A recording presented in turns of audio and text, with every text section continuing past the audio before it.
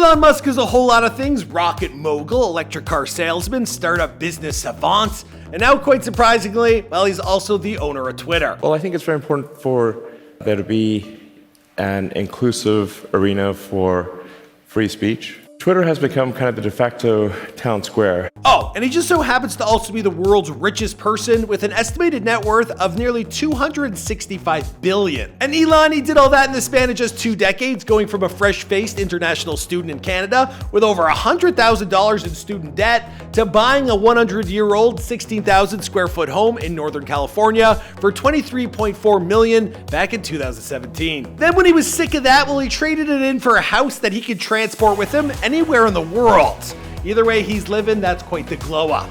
And that house, it isn't even the coolest thing Elon ever bought. After all, how many people do you know actually own one of James Bond's actual cars? Like, for real. Sure, Elon has definitely bought some pretty cool toys over the years, but only a billionaire on his level could buy Twitter just so he could mess around with it. Hey, when you wear as many hats as this dude and own just as many companies, well, you can spend your money on anything you damn well please. And with investments in companies like Tesla Motors, SpaceX, The Boring Company, Solar City, and more, well, no one earns cash at a faster rate than Elon. So if you've ever wanted to see a breakdown of how this dude has gone from suited to the richest man in the world, well, then join us as we take a look at the rich life of Elon Musk.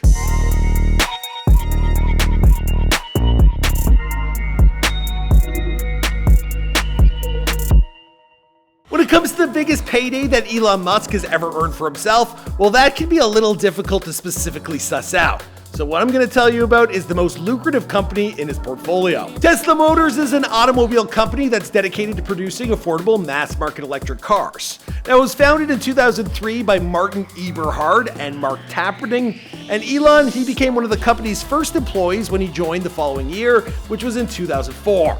Now, after which, he was retroactively named one of the co-founders. According to the company's most recent evaluation, well, Tesla Motors is worth an astounding $1 trillion. Now, how much of that goes in Elon's pocket? Well, that's where things get a little bit complicated.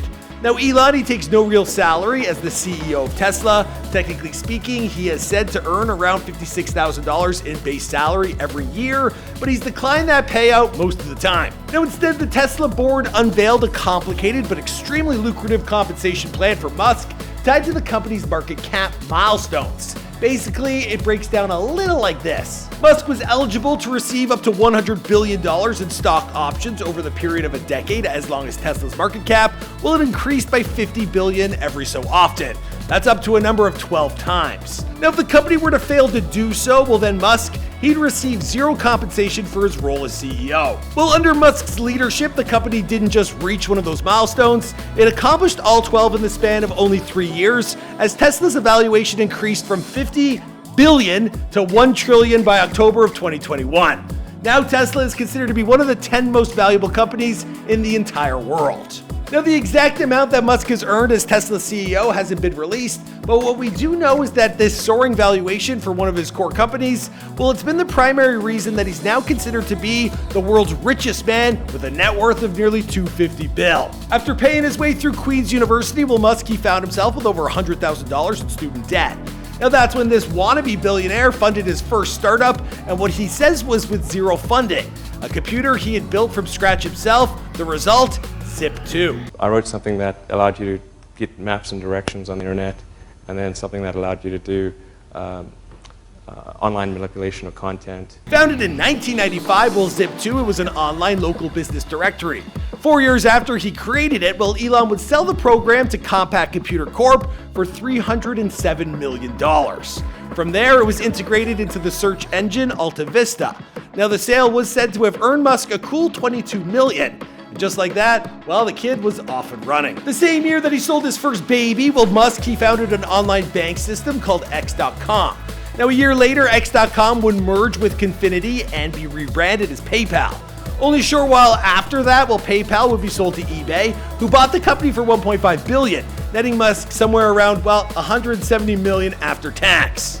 I think X.com could absolutely be a multi-billion-dollar bonanza, because if you look at the industry that X is pursuing, it's the biggest sector of the world economy. After getting his start with computer programming, well, Elon moved on to his real interest, which was outer space. He founded SpaceX, an aerospace manufacturer, in 2002. Hoping to make spaceflight cheaper by a factor of 10 and to one day colonize the planet Mars, well, SpaceX hasn't accomplished those things to this point, so Musk, well, he'll have to settle for his company's increasing evaluation. Now, once believed to be around $74 billion, well, SpaceX was recently reevaluated. It's now believed to be worth closer to $100 billion.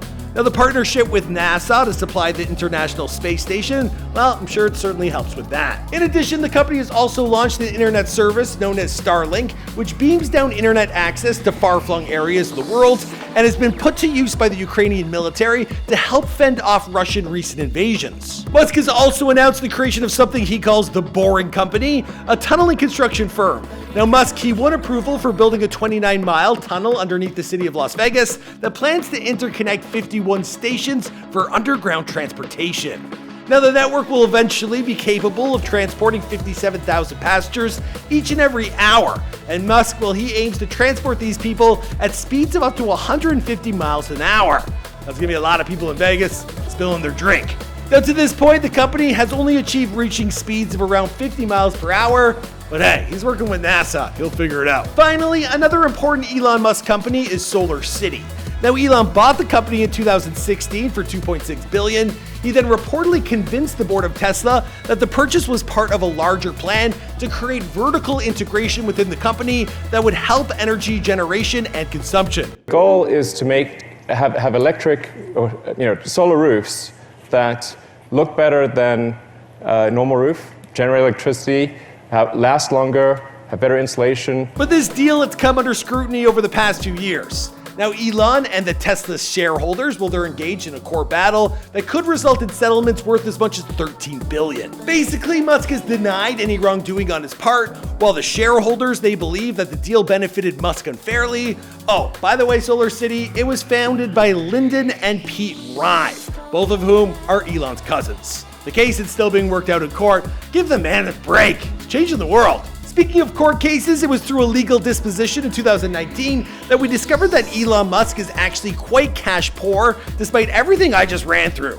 Now, he explained at the time that 99% of his net worth is actually attributed to shares of both Tesla and SpaceX. In fact, he says that he burned through most of his liquid cash just to launch SpaceX, I guess, into outer space. That's a pretty expensive passion project. But what else does Elon like to spend his money on? Let's find out. Elon's most eye-popping expense has got to be this 10-bedroom Mediterranean-style mansion that he secured in the Northern California town of Hillsborough for just under $24 million back in 2017. First built in 1916, this home is now over 100 years old, and it boasts 16,000 square feet on nearly 50 acres of total land.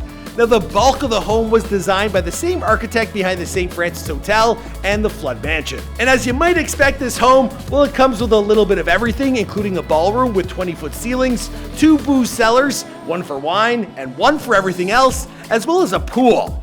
Now, it also includes its very own private canyon and reservoir, because when you're the richest man in the world, well, why not? Musk would eventually sell his home for $32 million in late 2021 after firing off a tweet in which he promised to rid himself of almost all his physical possessions. And now Elon is only living in a 400 square foot home, which is located in Boca Chica, Texas.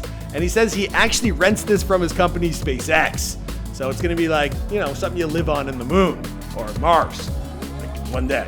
Crazy. But I'll be honest with you guys, I really hope that selling off his possessions didn't include this baby in 1976 Lotus Esprit sports car, better known as the James Bond car, for the classic The Spy Who Loved Me. In fact, Musk has said that it was this very car that inspired his design for the Tesla Cybertruck. I actually put $100 on a Cybertruck. I guess I got one coming. Now, Musk, a giant James Bond fan, well, he bought the actual car used in the movie at a 2013 Sotheby's auction for nearly $1 million. Now, the only downside to this purchase, well, unfortunately, the real car doesn't turn into a submarine, which would be great. But Elon, he has some of the best men in Tesla, and they're retrofitting the car right now to do just that. In fact, he told Jalopnik.com, "I was disappointed to learn that it can't actually transform.